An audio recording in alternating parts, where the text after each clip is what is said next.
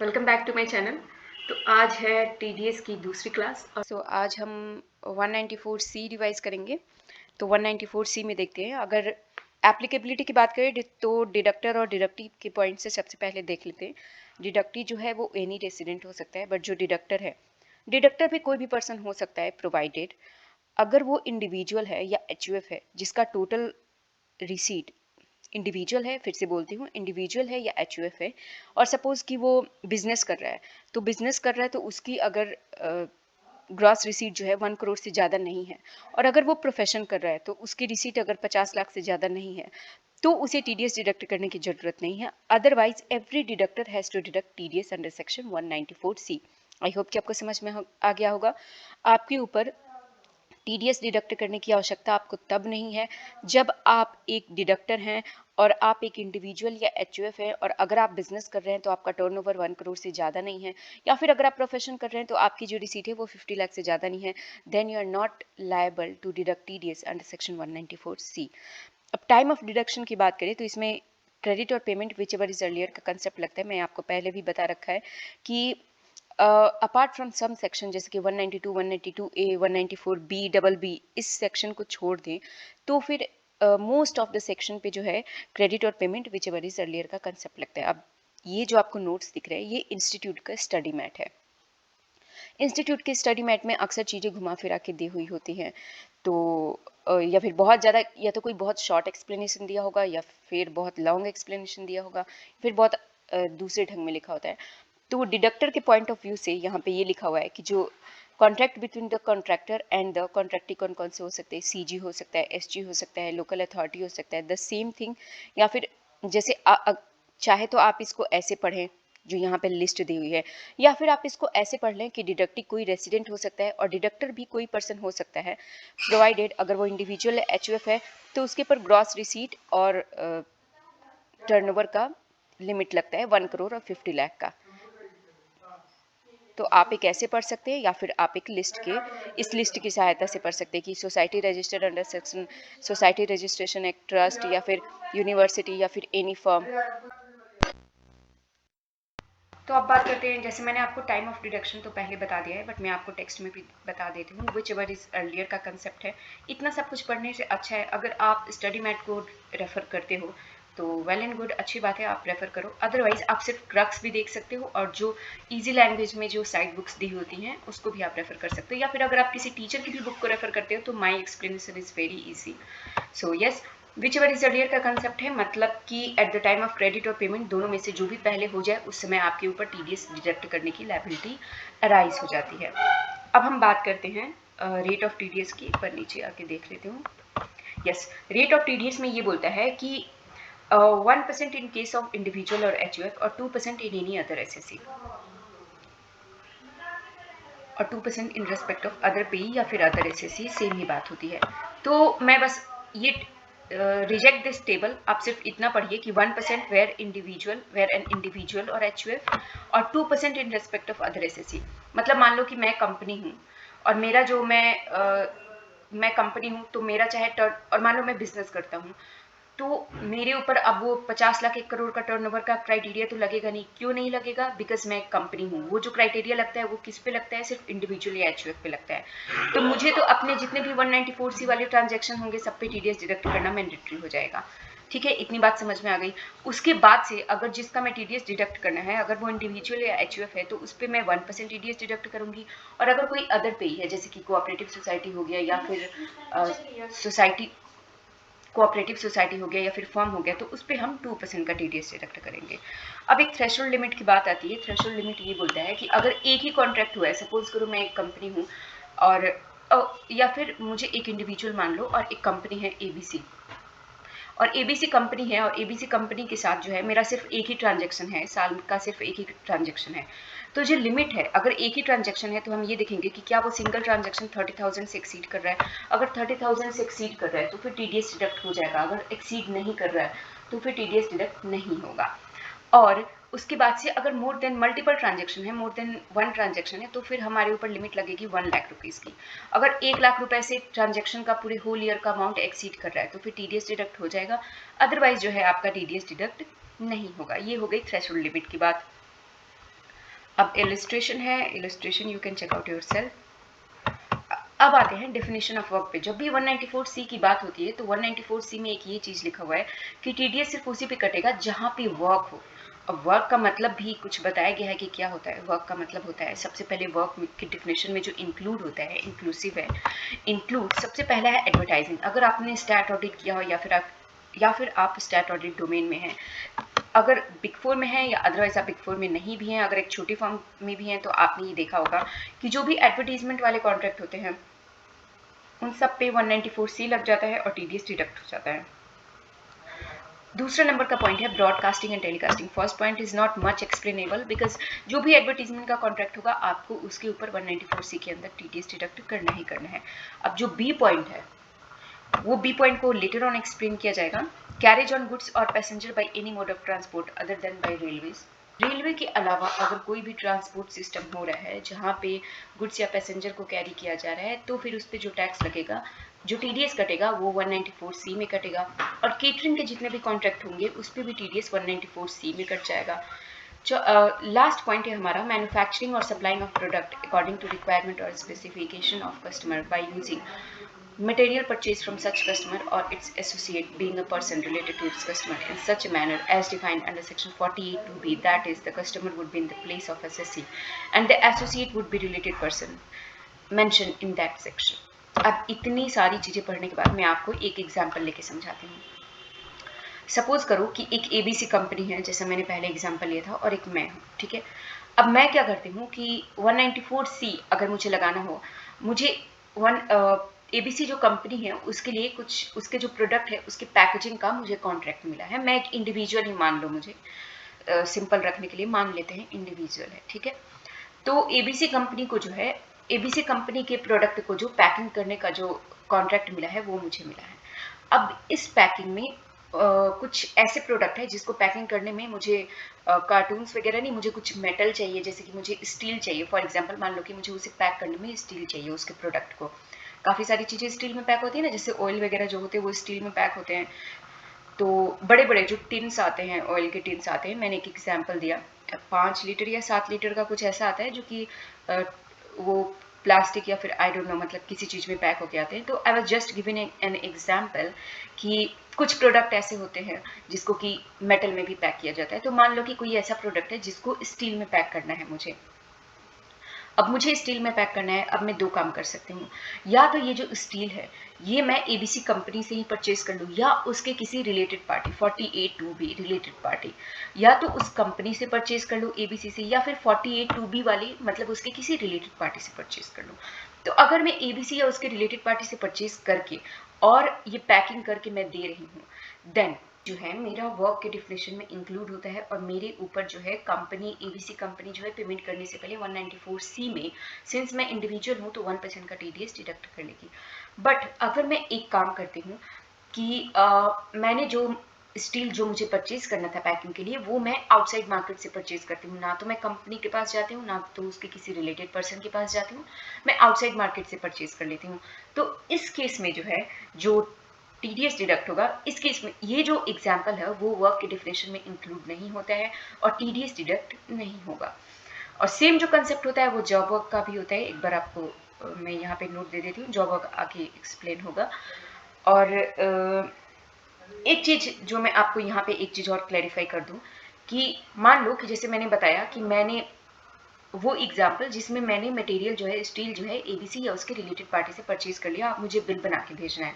तो मान लो 5 लाख का मेरा टोटल बिल बनता है, जिसमें 2 लाख का तो मेरा मटेरियल ही है। तो अगर मैंने अपने बिल में मटेरियल 2 लाख और अदर चार्जेस जो है 3 लाख करके मैंने 5 लाख का बिल बना के भेज दिया, तो जो टीडीएस डिडक्ट होगा वो 3 लाख पे डिडक्ट होगा, 3 लाख इंटू 1%। बट अगर मैंने सिर्फ 5 लाख का बिल बना के भेजा है कि 5 लाख सर्विस चार्जेस, सपोज मैंने लिख दिया सर्विस चार्जेस 5 लाख रुपीज, तो जो टीडीएस डिडक्ट होगा वो 5 लाख पे 1% होगा। मतलब ये कि अगर आपने मटेरियल को स्पेसिफिकली स्पेसिफाई कर दिया तो फिर आपके ऊपर जो टीडीएस का डिडक्शन होगा वो मटेरियल वाले अमाउंट पे नहीं होगा, और अगर आप नहीं करते हैं, नहीं स्पेसिफाई करते हैं, तो फिर मटेरियल के अमाउंट पे भी टीडीएस डिडक्ट हो जाएगा। यही बस बोलता है इसमें। एक बार देख लेते हैं। How work shall not include work जो है वो इंक्लूड नहीं होगा मैन्युफैक्चरिंग और supply of product according to the requirement और specification of a customer by using raw material purchased from a person other than, मतलब वर्क में वो इंक्लूड नहीं होगा जब other than from such customer और एसोसिएट ऑफ सच कस्टमर, मतलब उस कस्टमर के अलावा या फिर उसके एसोसिएट के अलावा अगर हम किसी और पर्सन से लेते हैं तो फिर वो वर्क नहीं होगा। अगर हम उस पर्सन से या उसके रिलेटेड पार्टी से लेते हैं तो फिर वो वर्क के डिफिनेशन में इंक्लूड होगा। यही चीज़ें आपको नीचे लिखी हुई हैं। नॉन एप्लीकेबिलिटी का भी पार्ट है जो आपको और फर्दर आगे एक्सप्लेन करती हूँ। तो मैं ना अब आपको जॉब वर्क का मतलब समझाती हूँ। यस, अब जॉब वर्क डिस्कस करते हैं।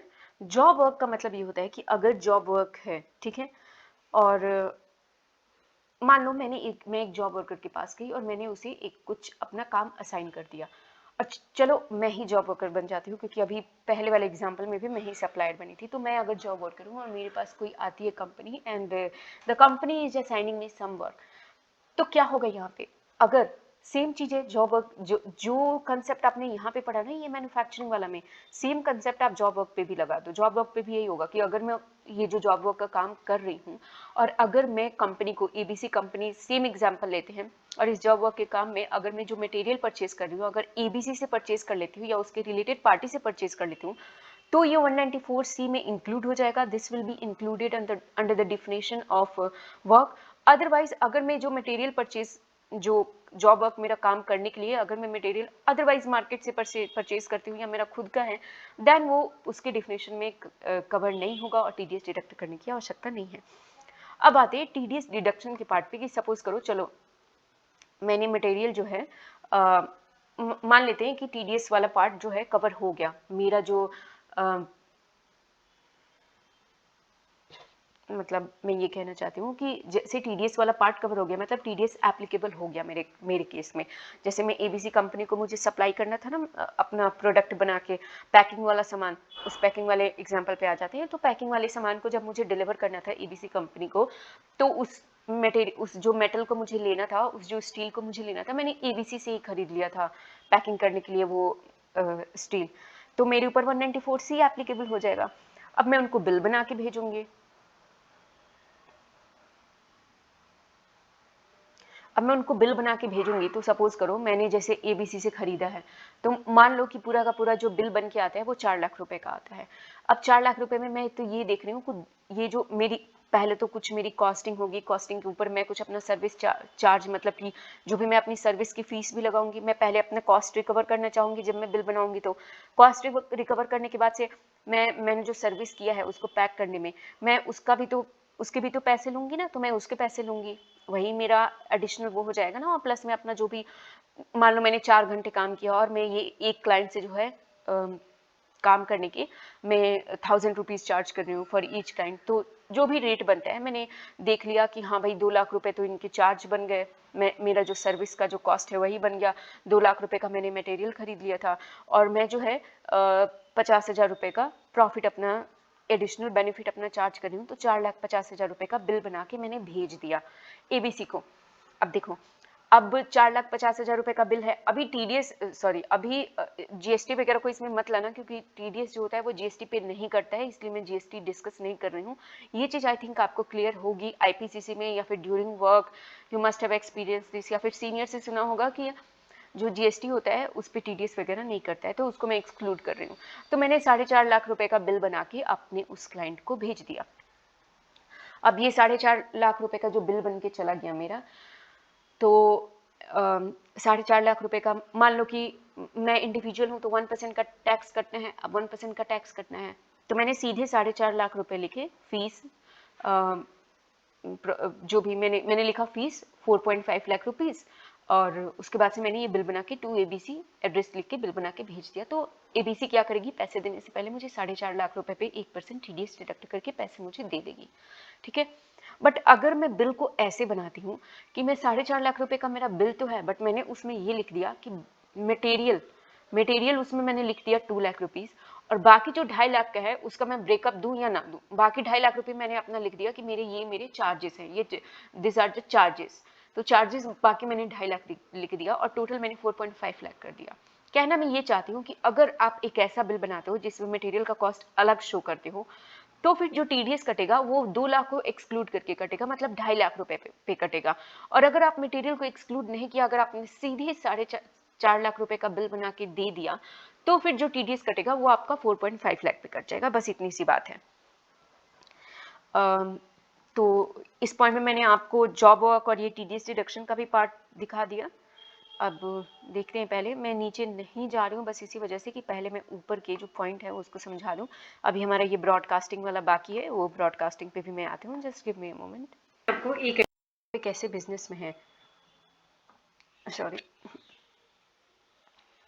जिसमें जो है आप प्लाइंग, हायरिंग और लीजिंग ऑफ गुड कैरेज का काम करते हैं। और अगर जो है आपके पास सपोज आप गुड्स कैरेज के जो हैं आप ओनर हैं, आप ट्रक्स के ओनर हैं, और वो गुड कैरेज जो है अगर आपके पास जिस ईयर में ट्रांजैक्शन हो रहा है, अगर उस ईयर में लेस देन 10 है, तो आपके ऊपर टीडीएस डिडक्ट नहीं होगा। चलो इसको एक सिचुएशन से समझते हैं, बिकॉज ऐसे प्लेन टेक्स्ट समझ में नहीं आता है। जैसे मान लो कि I am the owner of goods carriage, ठीक है, और मेरे पास एबीसी कंपनी, सेम एग्जांपल लेते हैं, सेम एग्जांपल, एबीसी कंपनी अभी मेरे पास आती है कुछ गुड्स कैरेज का काम लेके कि मेरा सामान यहाँ से यहाँ पहुँचाना है। ओके फाइन, मेरे पास लेस देन 10 गुड्स कैरेज है, तो जो भी मेरा पेमेंट बनेगा उस पर एबीसी को टीडीएस डिडक्ट करने की लायबिलिटी नहीं अराइज होगी।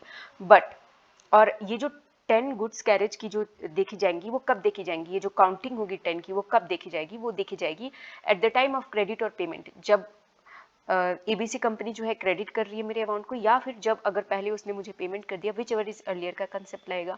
उस टाइम पे क्या मेरे पास लेस देन 10 गुड्स कैरेज है तो फिर ठीक है। अगर नहीं है 10 गुड्स कैरेज है तो टीडीएस डिडक्ट करने की जरूरत नहीं है। अगर ज़्यादा है तो फिर टीडीएस की लायबिलिटी अराइज हो जाती है। And the next thing is, suppose करो कि लेटर ऑन, जैसे कि एबीसी कंपनी के साथ मेरा जो है फॉर द होल ईयर का ट्रांजैक्शन है कि कॉन्ट्रैक्ट हो रहा है कि पूरे साल के लिए मैं एबीसी कंपनी के गुड्स कैरेज का काम करने वाली हूँ। तो मान लो मार्च अप्रैल में ये चीज़ हुई कि मैंने जो अप्रैल में बिल बना के भेजा, उस टाइम पे मेरे पास लेस देन 10 थे, मेरे पास 8 थे। बट अभी क्या होता है कि सितंबर में क्या होता है कि मेरे पास 10 हो गए, सपोज 11 हो गए, चलो मान लिया मैंने 3 नए खरीद लिए, तो इन सितंबर जो है मेरे पास मोर देन 10 गुड्स कैरेज है, तो अब जो है एबीसी को टीडीएस डिडक्ट करने की लायबिलिटी अराइज हो जाएगी। ठीक है, अब एबीसी को टीडीएस डिडक्ट करने की लायबिलिटी अराइज हो गई। अब एबीसी जो है देखेगा इन द ईयर 1,30,000 का कंसेप्ट अभी भी यहाँ पे भी लगेगा। 30,000 मैंने बताया कि यहाँ पे जो है मोर देन वन ट्रांजेक्शन है, पूरे फॉर द होल ईयर के लिए जो है मैं देख रही हूँ ये चीज़। फॉर द होल ईयर के लिए मैं एबीसी का गुड्स कैरेज का काम कर रही हूँ। तो पूरे साल के लिए तो 30,000 को तो एक्सक्लूड कर दो, क्योंकि वो जब सिंगल ट्रांजैक्शन होता है तब लगता है। तो मान लो कि 1 लाख का लिमिट चेक करेगा, तो जब 1 लाख की लिमिट जो चेक की जाएगी तो वो मेरी शुरू से चेक की जाएगी। जब 1 लाख कैलकुलेट करेंगे तो उसमें उस पेमेंट को भी इंक्लूड करेंगे जब मेरे पास लेस देन 10 गुड्स कैरेज थे, और जिस पेमेंट पे एबीसी ने मेरा टीडीएस डिडक्ट नहीं किया उसको भी इंक्लूड करके देखेंगे। अगर मान लो सितंबर में मेरे पास 11 गुड्स कैरेज हो गए और सितंबर तक की पेमेंट जो है अगर 1.5 लाख रुपए बनती है, तो उस समय तो 1 लाख से एक्सीड हो गया, तो टीडीएस डिडक्ट करने की लायबिलिटी अराइज हो गई। तो वो जो पेमेंट उस टाइम पे मुझे मिल रहा होगा उस पे जो है 194C के अंदर मैं इंडिविजुअल हूँ तो 1% टीडीएस डिडक्ट होगा, एबीसी को 1% टीडीएस डिडक्ट कर लेना है। ये मैंने गुड्स कैरेज की बात बता दी आपको। अब दूसरा जो इसमें पॉइंट है, हम यहीं पे देख रहे थे, यही सारे पॉइंट्स देख रहे थे, ये मैं आपको एक्सप्लेन कर रही थी, तो मैंने सोचा कि मैं इससे रिलेटेड और भी जितने पॉइंट्स हैं ये मैंने आपको एक्सप्लेन कर दिया था। इसके साथ साथ जो जॉब वर्कर का कंसेप्ट था जो कि सेम इसी के जैसे है, वो भी मैंने आपको एक्सप्लेन कर दिया। इसमें जो दूसरा कंसेप्ट आता है वो आता है गुड्स कैरेज का, वो भी मैंने आपको कंसेप्ट क्लियर कर दिया। और अब जो है एक और कंसेप्ट आता है इसमें, ओनर सेलर ऑफ गैस। क्या होता है कि मान लो कि गैस खत्म हो जाता है आपका, तो आपने देखा होगा कि बहुत सारी ऐसी, आई डोंट नो आपके यहाँ कैसे होता है, बट बहुत बार ऐसा होता है कि आप जाके लेते हैं या फिर आप बोल देते हैं और सिलेंडर वाले डिलीवर कर देते हैं, या फिर कई बार ऐसे आते भी रहते हैं उनके, अगर बहुत ज़्यादा जान पहचान हो जाती है तो उनकी गाड़ी आती है, आप डायरेक्ट भी बोल सकते हैं कि मेरे घर पे पहुंचा देना। I don't know how you do it. तो सपोज करो कि मैं जहाँ से गैस लेती हूँ मैंने उसको बोला कि भाई आप मेरे यहाँ 2 सिलेंडर पहुंचा देना। तो अब ये जो सेलर ऑफ गैस है वो आता है और अगर मेरे डोर स्टेप तक अगर वो सिलेंडर पहुंचाते हैं तो this is a contract for cell. ये एक वर्क कॉन्ट्रैक्ट नहीं है और इसीलिए इस ट्रांजेक्शन पे जो है TDS डिडक्ट नहीं होगा। सिंपल सी बात आपको ये है इसमें गैस वाले कंसेप्ट में ये था।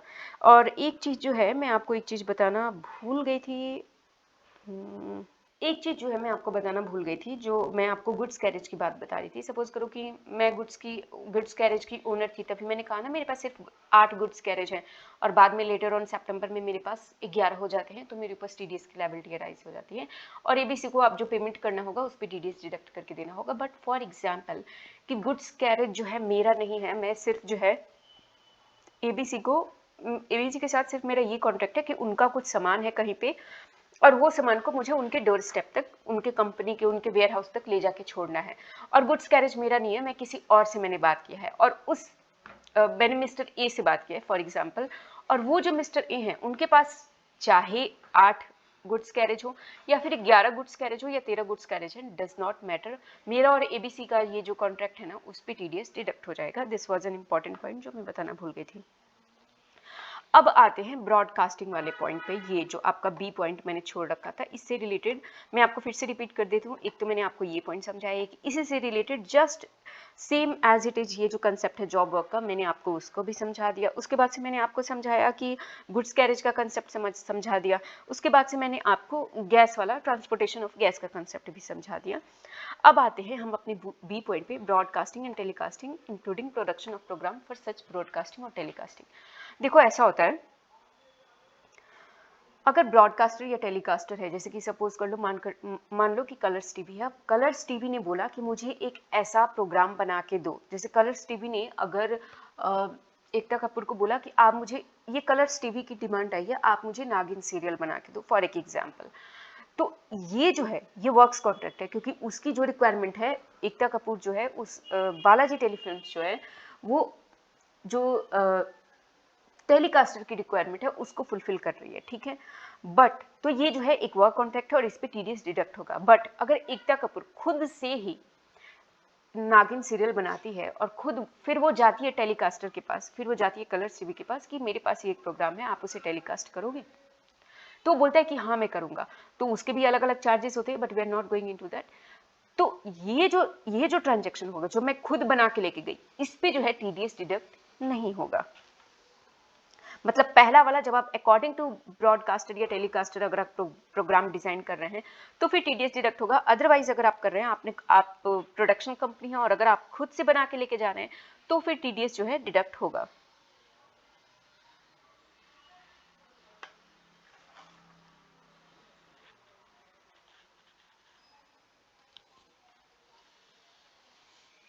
अब जो है, अब मैंने आपको ये बता दिया, आई थिंक कि मैंने 194C का सारा कंसेप्ट बता दिया है। ओके, अब हम देख लेते हैं इसमें। However work shall not include manufacturing और supplying of product according to the requirement और specification of from a person other than ये मैंने आपको वही इसको जो एक्सप्लेन किया था सेम वही चीज़ लिखी हुई है, एग्जैक्ट वर्ड टू वर्ड वही चीज़ लिखी हुई है। मैंने नीचे पढ़ा नहीं था, मैं आपको सिर्फ बोल रही थी, मैं आपको सिर्फ समझा देती हूँ। Not applicability of TDS under section 194 से, ये भी मैंने आपको समझा दिया है। Engaged in प्लाइंग on hiring of goods, 2 cases मैंने आपको बताया। कौन सी केस में, अगर 10 से ज़्यादा मेरे पास गुड्स कैरेज है at the time of credit और payment whichever is earlier का केस है, तो फिर तो मेरे ऊपर TDS डिडक्ट हो जाएगा। अगर नहीं है तो TDS डिडक्ट करने की आवश्यकता नहीं है। Important point, the deduction of income tax at source from payment made to non resident contractor will be govern, या अगर जो TDS का जो सेक्शन है, अगर वो नॉन रेसिडेंट को पेमेंट होता है एज ए कॉन्ट्रैक्ट है, अगर कोई, अगर जैसे 194 की जो सिचुएशन है ना, अगर उसमें अगर नॉन रेसिडेंट आ रहा है, नॉन रेसिडेंट के ऊपर TDS काटना है, तो 195 सेक्शन 195 के अंदर डील होता है। दूसरा है the deduction of income tax will be made from some paid for carrying out any work, for supplying of labor or carrying out in other word, the section will apply only in relation to works contract and labor contract and will not cover contract for sale of goods. Yes, जैसे मैंने आपको यहाँ पे ये बताया था कि work contract जितने भी होते हैं या लेबर कॉन्ट्रैक्ट जो होते हैं उसी पर 194C अप्लाई होता है। तो इसलिए आपको वर्क कॉन्ट्रैक्ट के सेवरल एग्जांपल्स दिए गए थे कि वर्क कॉन्ट्रैक्ट में क्या क्या इंक्लूड होता है, जिसमें आपने देखा था कि एडवर्टाइजिंग होता है, केटरिंग होता है, कैरेज ऑफ गुड्स वाला, आपने ये सब देखा था ना। पर फिर से दिखा देती हूँ, ये वर्क इंक्लूड, ये सब वर्क कॉन्ट्रैक्ट के एग्जाम्पल हो गए।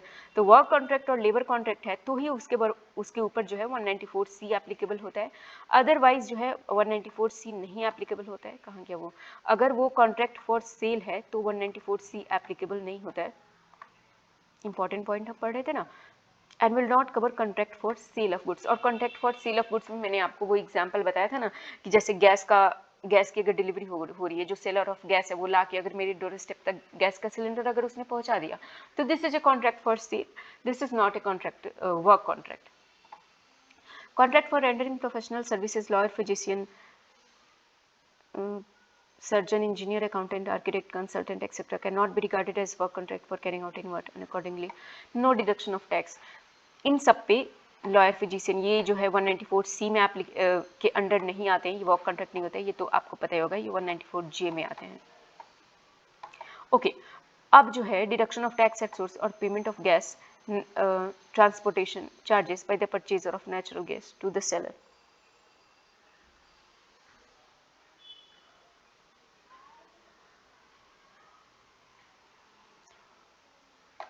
देखो ये भी मैंने आपको बता ही दिया है, ओनर सेलर ऑफ अगर नेचुरल गैस है तो ये this is a contract for sale. Just अभी मैं आपको यही चीज़ बोल रही थी कि ये कॉन्ट्रैक्ट फॉर सेल है, अगर वो ला के मेरे डोर स्टेप तक एक गैस का सिलेंडर अगर उसने पहुंचा दिया तो that is a contract for cell and not work contract, और इसलिए 194C जो है एप्लीकेबल उस पर नहीं होगा और TDS डिडक्ट नहीं होगा। एक यहाँ पे पढ़ लेते हैं नीचे का जो पैरा है, however transportation charges paid to a third party transporter of gas either by the owner, seller of gas or purchaser of the gas or any other person shall continue to govern by the appropriate provision of that and shall be deductible tax on such payment of third party as applicable। But अगर मान लो कि वो owner of gas है या seller of gas है, जो भी आप मान रहे हो, और उसको मैंने बोला कि भाई मेरे यहाँ गैस पहुंचा देना, और अगर वो जो ट्रांसपोर्टेशन की जो चीज़ है वो किसी और से करवा रहा है, मैंने जो एग्जांपल लिया उसमें तो वो खुद ट्रांसपोर्टेशन की सर्विस दे रहा था ना, मेरे डोर स्टेप तक पहुंचा रहा था, बट अगर ये ट्रांसपोर्टेशन वाली चीज़ किसी और से करवा रहा है और फिर लेटर ऑन वो उसको पैसे देगा, तो ये जो कॉन्ट्रैक्ट होगा ये डिफरेंट सेक्शन में, डिफरेंट सेक्शन मतलब जो भी उन दोनों के बीच जैसा भी कॉन्ट्रैक्ट हो रखा होगा उसके अंदर वो डील किया जाएगा। ये 194C ये सिर्फ इतना बोल रहे हैं कि इसमें टैक्स लगेगा या नहीं, उसमें जो भी उसके ऊपर सेक्शन उन दोनों के बीच कॉन्ट्रैक्ट को देख के ये डिसाइड किया जाएगा क्या है, उनका कमीशन बेसिस पे चल रहा है, हो सकता है वो कमीशन बेसिस पे चल रहा हो या जैसे भी उनका चल रहा हो, तो वो अंडर रेलिवेंट प्रोविजन डील होगा, वो उसके ऊपर। इसमें ऐसा नहीं है कि उस ट्रांजैक्शन के ऊपर ये बोल रहे हैं कि उस ट्रांजैक्शन के ऊपर भी तुम TDS मत डिडक्ट करना, नहीं, ये सिर्फ ये इन्होंने ये जो एक्सक्लूजन दिया है, कॉन्ट्रैक्ट फॉर सेल बोला है, कॉन्ट्रैक्ट फॉर सेल ये सिर्फ उसे बोल रहे हैं जब मैं ओनर या सेलर खुद ही मेरे डोर स्टेप तक गैस जो है ट्रांसपोर्ट करके ला रहे हैं। बट अगर ये ट्रांसपोर्टेशन की सर्विस उस ओनर या सेलर ने किसी और को आउटसोर्स कर दी है तो फिर बाद में उसे पैसे देने होंगे, ओनर को, उस ट्रांसपोर्टर को पैसे देने होंगे, तो वो उसके रेलिवेंट सेक्शन के अंदर डील होगा।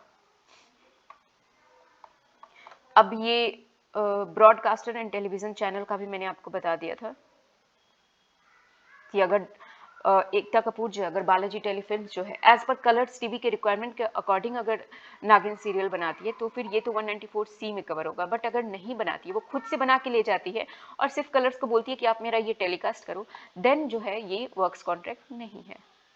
सेक्शन 194D TDS और इंश्योरेंस कमीशन सिंपल सा सेक्शन है, ये बोलता है कि 5% का TDS रेट लगेगा, अगर कमीशन का अमाउंट 15,000 से ज़्यादा है तो आपको कमीशन पे जो है 5% TDS डिडक्ट कर लेना है। आते हैं अब अपने नेक्स्ट सेक्शन पे जो कि है 194DA, जो कि बोलता है TDS on payment in respect of life insurance, I think ऊपर चला गया, yes, LIC payment in respect of life insurance policy, इस पे जो TDS लगता है ना सेम 5% का ही TDS रेट है, बट जो TDS अमाउंट की जो कैलकुलेशन है ना वो थोड़ी सी डिफरेंट है। TDS के अमाउंट की कैलकुलेशन पहले बता देती हूँ।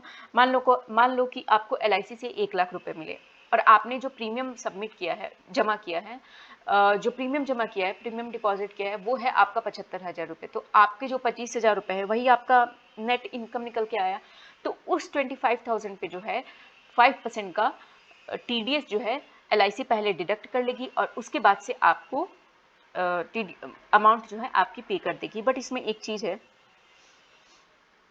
कि TDS डिडक्ट नहीं होगा। जैसे ऊपर वाले केस में था ना कि 15,000 की लिमिट है, अगर 15,000 से कम है आपका पेमेंट, अगर इंश्योरेंस कमीशन है और कमीशन का अमाउंट जो है अगर 15,000 से लेस है तो फिर TDS डिडक्ट नहीं होगा। उसी तरह 194DA में ये बोलता है कि अगर 1 लाख से कम रुपए है ना तो फिर TDS की एप्लीकेबिलिटी अराइज नहीं होगी। 1 लाख और मोर आप ये देखो, दो जो थ्रेशोल्ड लिमिट जो है वो है 1 लाख और मोर।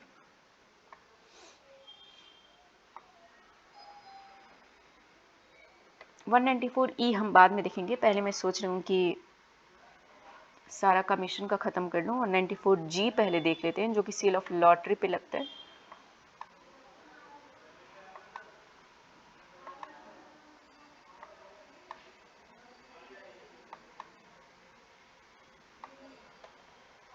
ये H आ गया, पहले 194G देख लेते हैं।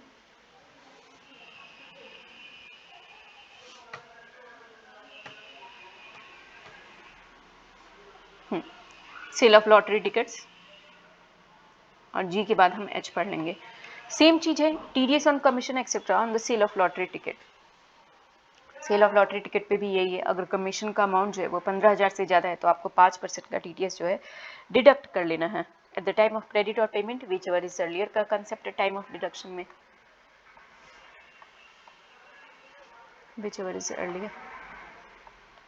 और जैसे मैंने आपको एक और सेक्शन में बताया था, आप मुझे ये बताओ कि मैंने किस सेक्शन में बताया था। अगर कोई अमाउंट जो है आपने क्रेडिट किया है सस्पेंस अकाउंट के नाम से तो भी हम मानेंगे कि आपने ये पैसे दिए हैं, इसको हम क्रेडिट मान लेंगे। क्रेडिट और payment whichever is earlier का कंसेप्ट लग जाएगा। और सिंस क्रेडिट हो गया तो TDS डिडक्ट करने की आवश्यकता हो जाती है। तो इसलिए सस्पेंस अकाउंट में भी अगर कुछ जा रहा है तो भी आपको उस पर TDS डिडक्ट करना है, बस यही इसमें लिखा हुआ है। और आपको बताना है कि ये सस्पेंस अकाउंट का कंसेप्ट मैंने और किस में बताया था। रेट ऑफ TDS जो है वो यही है। Okay, this is 194H। 194G जो है वो आपका खत्म हो गया, वही 5% है इसका रेट ऑफ TDS, 5%। अब H डिस्कस कर लेते हैं जो आपका कमीशन का सबसे बड़ा सेक्शन है।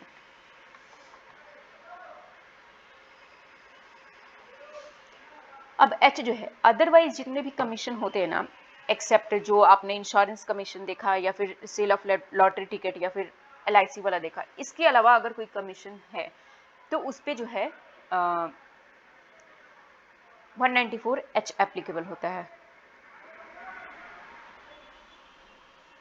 अब देखो, डिडक्टर तो कोई भी हो सकता है, बट एप्लीकेबिलिटी की हम बात कर रहे हैं।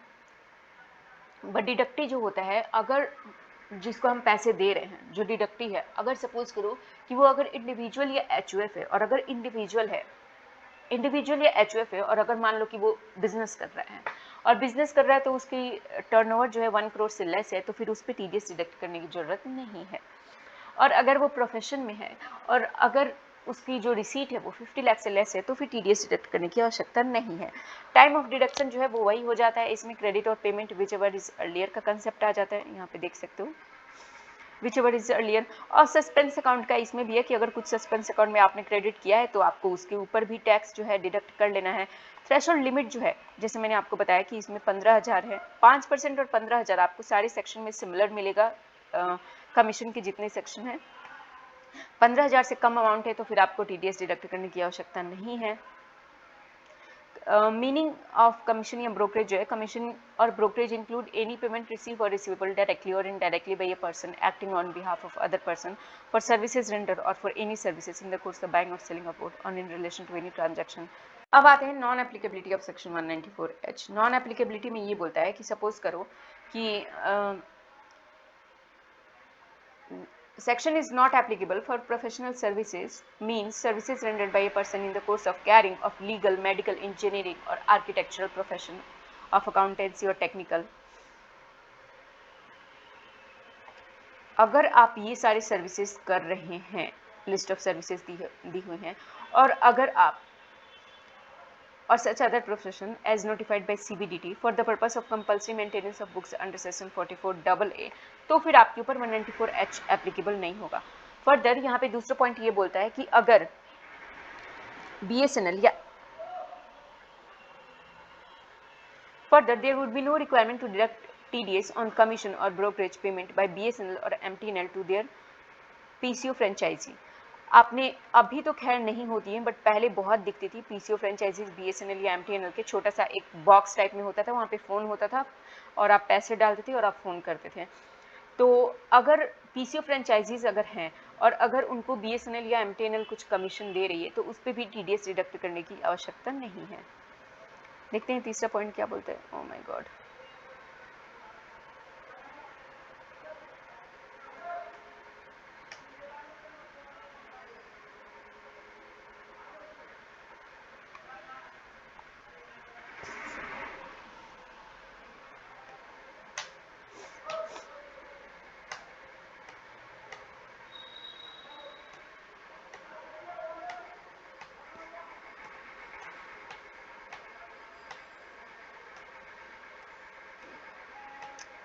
कहीं दूर ही चला गया ये।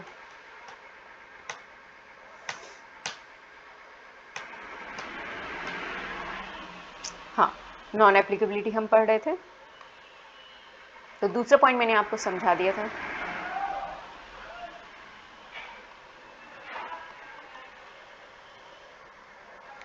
तीसरा पॉइंट जो है वो आपको ये बोलता है कि देखो, एडवर्टाइजिंग बिजनेस में ना दो टाइप के पेमेंट होते हैं। एक सर्कुलर है, उसके थ्रू बताया गया है कि एक जो होता है, पहले क्लाइंट जो होता है वो एडवर्टाइजिंग एजेंसी को पे करता है, फिर एडवर्टाइजिंग एजेंसी जो होती है ना वो टेलीविजन या न्यूज़पेपर कंपनी को पे करती है। जैसे मान लो कि आपके घर पे न्यूज़पेपर आता है, times of India for example आपके घर पे आता है।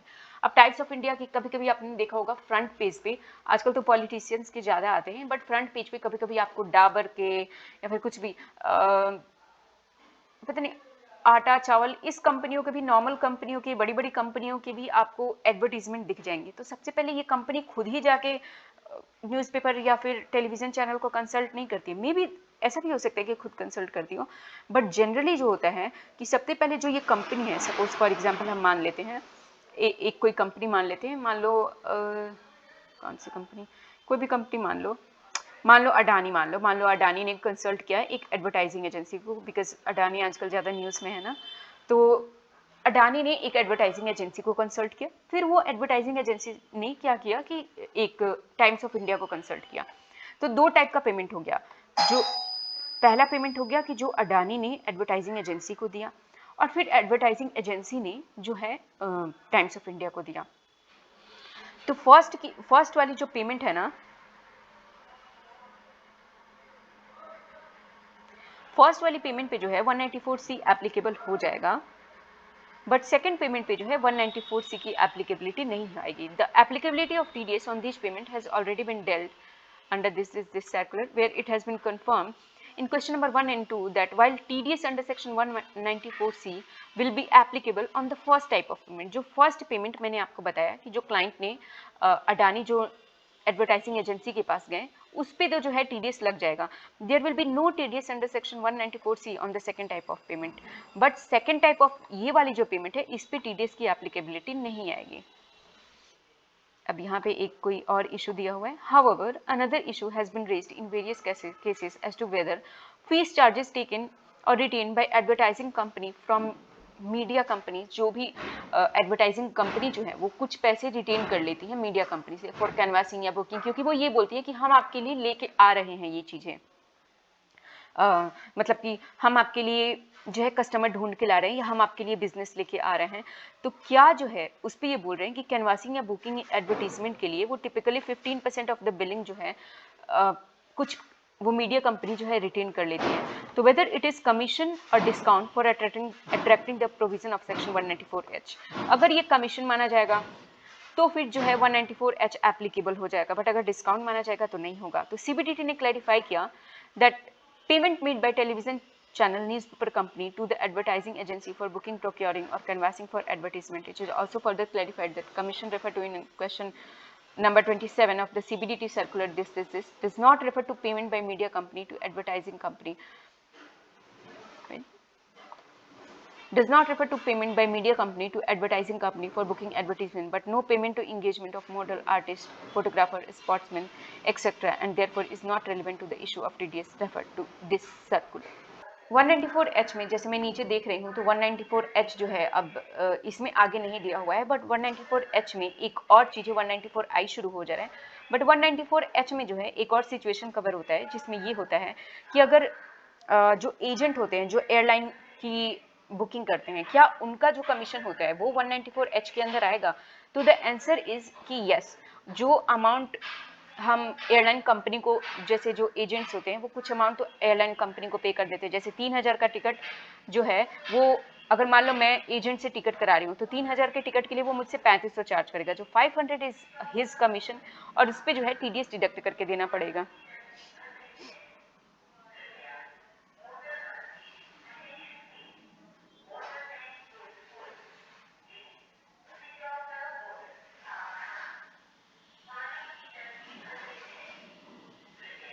So this was all about 194H।